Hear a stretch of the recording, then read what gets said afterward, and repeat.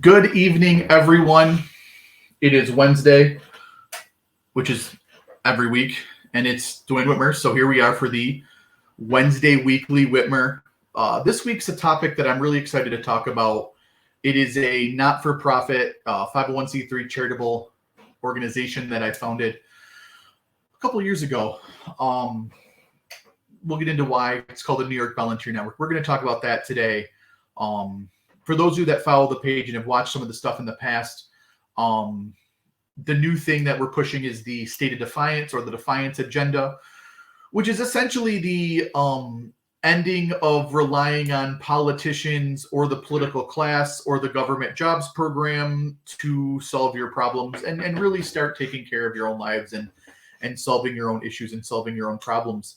And I want to highlight in the next few weeks State of Defiance agenda ideas and tactics you can use, and low-level insurgency tactics you can use to kind of nullify a large central government, especially in the state of New York where I live. That is, government every day. Government has more intrusion into your life, and government wants more say in what you want to do.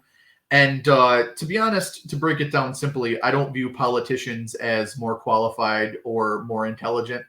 I don't view the political jobs program as competent or qualified people.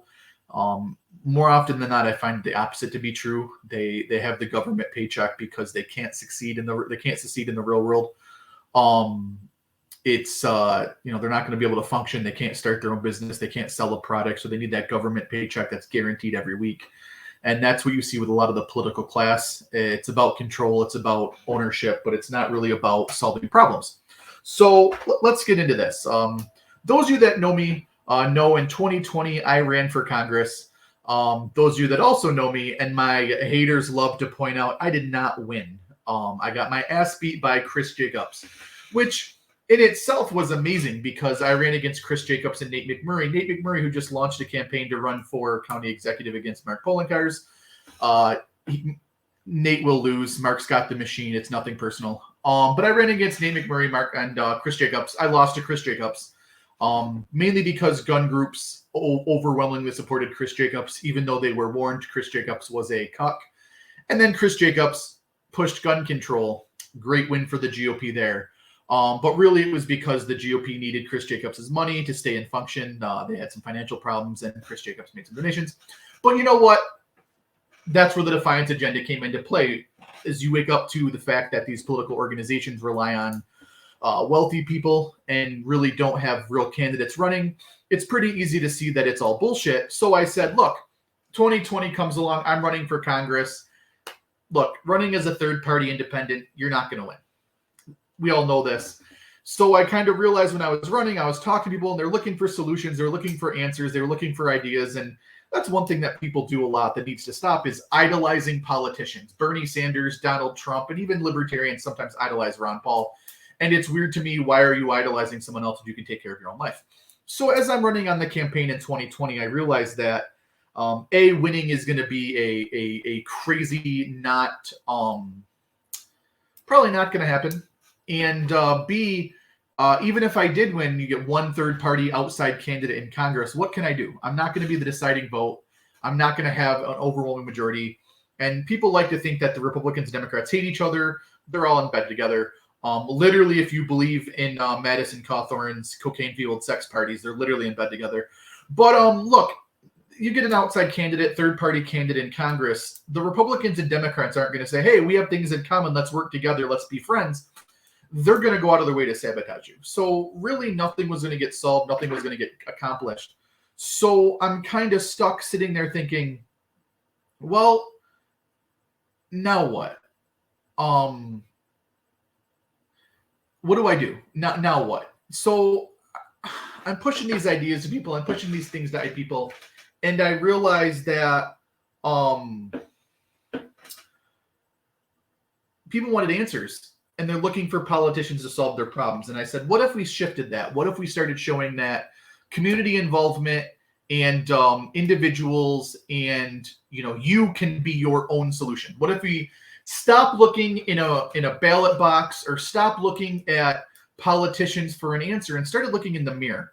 And I said, we should do this. So I launched a foundation called New York Volunteer Network, which at the time had crowdsourced one thing. We started really small, and it was one of my friends, his mother, his father had passed, and his mother had a she was older, so she wanted to sell her house, and in order to sell her house and add value, she had it painted. Well, when she hired a painter, the guy came, painted like part of one wall, one outside, is like really bad.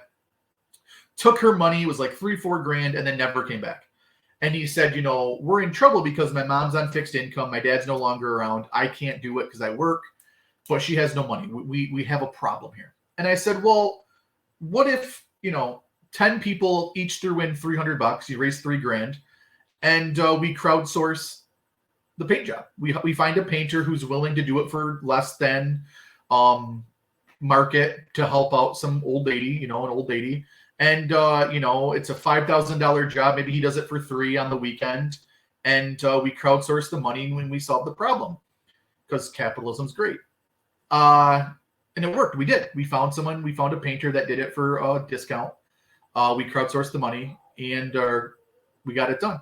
So that's how it started. Then it went to another client of mine, had a similar issue. The mother had passed. The father was struggling and needed some help. But again, fixed income. I should talk about Social Security and the grift that is Social Security. I think that's going to be one of the topics I talk about on that tangent. But same situation. Really didn't have the money to spend to do a project that he needed to get his house done so he could sell it. And we did the same thing. We found a contractor, raised the money. And that's where New York Volunteer Network was born. It started with, helping people who were needed help by raising the money through a 501c3. And there's charities out there and people that do this all the time. This isn't like a new thing. I'm not like a trailblazer of the not-for-profit section. There's hundreds of not-for-profits out there that do this. It's not hard to find them. But what I wanted to do different with this not-for-profit was really exemplify, A, the shortcomings of government, and B, I wanted to not make money off of this. Some not-for-profits you see get caught up with they're taking more salary out than they're putting in, or 80% of the money raised doesn't go to the project. Our goal is our goal is to put 90% of money we raise back into these foundations, back into these contributions, back into these campaigns. And so far, I'm looking at my numbers. We've done that. I don't take $1 out of the New York Volunteer Network. We don't pay staff. Some not-for-profits, like the bigger ones, Salvation Army and stuff, they like to talk about how much their shareholders make and how much their CEO and stuff make. We don't take anything. This is all our officers are strictly volunteer, strictly volunteer, strictly donor-based, volunteer-based. We don't take a salary. So that's where the New York Volunteer Network launched. And we're going on 2 years. 2022 was an okay year. We raised about $38,000 for a couple projects, 2 people that were disabled, I believe veterans who were struggling with mobility in their own home. We crowdsourced the ability for them to, we redid their house. The contract that we used, Jim Dayton out of Wayne County, he stepped up and spent a lot of weekends with some volunteers putting stuff together. I apologize. My dogs are barking in the background. Dogs are great, except for when they think they're protecting you and they just bark nonstop. So I apologize for that if you heard them.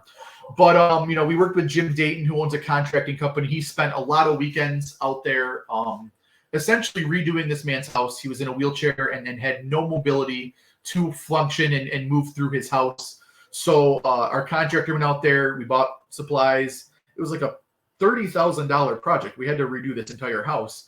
And we did it. So now this man can live in his house. I believe your house is a castle. Your house is your castle. And you shouldn't have mobility problems and an inability to function in your own home. So it was great. We were able to crowdsource the money, and we were able to do a good job with that. So that was one of the projects we worked on. We're working on another one. We're working on another one. We're doing the same thing. Give me 1 second. I'm pulling up. Yeah, we're working on another current thing too right now we have going. Similar thing with another disabled veteran, lost his leg due to COVID, struggling to move in his own house, and we're raising money for that. We got, I think, part one almost fully funded. It's an $18,500 project, and I believe we're almost at $4,000. And the first $4,700 will go to actually weatherproofing his house and preventing water from getting into his own home. Then we start with parts 2 and 3. So that's where we started with doing these projects and raising money for these projects and using our network, our volunteer network, if you will, to essentially raise money to help people who need help. Pretty basic charitable thing, right? So then the other thing that came up was I've always been partial to homeless people and really trying to help them. So Maura, one of our directors, had the idea of doing more care package for the homeless. And we go out every few months. Maura, if she's watching, I'll have her share the links to these campaigns.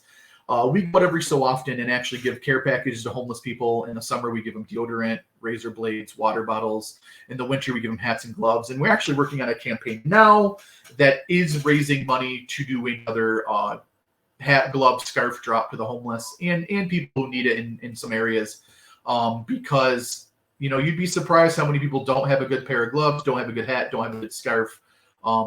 It's a lot more than you'd realize. So, you know, if we can do that to help people, you know, we like to do it. So that's really how this started, right? It was essentially me realizing that running for office would be great for my paycheck, but I wasn't going to be able to help people. And so I started not-for-profit. We are a 501c3, which means your tax donation, or you have tax deductible donations. As an accountant who hates taxes, anytime you can lower your tax burden, well, you know, why not do it? So that's where the New York Volunteer Network started. And, you know, we're always looking for supporters. We're always looking for help. So that's how this all started. And what I'll do on the video, I'll post the links to the different charities and stuff. You can learn more at, let me put this up here. It covers my face, which is fine. But you can always learn more at nyvolunteers.org to learn about what we are, what our campaigns are, and stuff like that. This one's been a good one. Out of all the activism I do, this one might be my favorite. The 2A stuff is up there, but this is another one that's up there because we're actually helping people pretty directly. 2023 just started. I know we're already a month through 2023, which is crazy. It's tax season. It's flying by. But 2023, we're actually looking to work with some local not-for-profits that help the homeless especially. And here's the homeless one. Maura just posted the homeless care package page. This is the one that we're just talking about where we're trying to raise money for hats, gloves, scarves, care packages for the homeless as it's winter. It's cold out. They need to stay warm too. Now I got sidetracked. Oh yeah, we're gonna work with some more local not-for-profits that do stuff with the homeless to actually help more streamline. Look, I don't believe trickle-down taxation works. What trickle-down taxation means is, let's just talk about this. I give $1,000 to the federal government, and then they take some to give to the government jobs program. So then 850 trickles down. And then, you know, the state takes some to get to the state jobs program. So then, you know, $500 trickles down. Then the county takes some to give to the county jobs program, and then some trickles down. And really like 37 cents goes to helping the homeless or going to help the poor. And meanwhile, Congress makes $184,000. Our county executive makes, you know, $100,000. All these government's jobs are out there. If you look at, you know, some of the biggest employers in the state, it's the government. So, you know, the Ponzi scheme of the government jobs program exists. And then, you know, really where you want the money to go to, it doesn't go there. Look, what are our biggest government expenses? Interest on our debt, because politicians can't control their spending.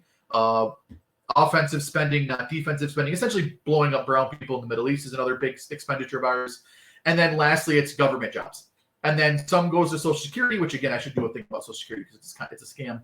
Social Security is a Ponzi scheme as well. And then really not much goes to actually helping people. It's really good at padding employment, but not really getting the job done. And streamlining it through a smaller local organization will always trump higher taxes. It's been proven time and time again, and we're proving it literally every day. So, like I said before, for those of you just tuning in, I'm highlighting State of Defiance and insurgency things I've been doing. First thing is the New York Volunteer Network, which is a 501c3 charity that I founded back in 2020 that's raised money to help people have a better life. And so with that, that's really part one. Like I said, I'll post some links and some about us. I'll put this back up. So if you want to learn more, our website this is a beta. It's not a fully done website, but you can get the gist of what we're doing there at New York Volunteer Network, nyvolunteers.org. And that's what's been going on. So a lot of times my people that love to tell me I'm wrong, they'll ask me what my plan is. What's your plan? What are you going to do? Well, I'm going to stop relying on shitbag politicians who only care about winning the next election, and I'm going to start doing it myself. And I recommend you do it too. And if you don't want to do it yourself, find people who are willing to do the work. Stop relying on politicians to save you. That's really it. So that's step one of what I've been doing. I hope you guys enjoyed it. We're pushing the 15-minute mark, and I like to keep these short. So I want to thank you guys for tuning in and listening to what the New York Volunteer Network is about. Stay tuned. We'll probably do some sort of money bomb later this month to try to raise some money to bring some people in. And look, if you're bored and you want to throw some money our way, it's tax season, you got your refund, feel free to donate. If you got some extra time and you want to help out, send us a message if you want to get involved. We'd love to have you. So, that's it for this week's Weekly Whitmer. Thank you guys for tuning in. I hope you guys all have a wonderful week. Stay warm. It's supposed to get cold this week if you're in Western New York. I hope you all take care. Have a good one.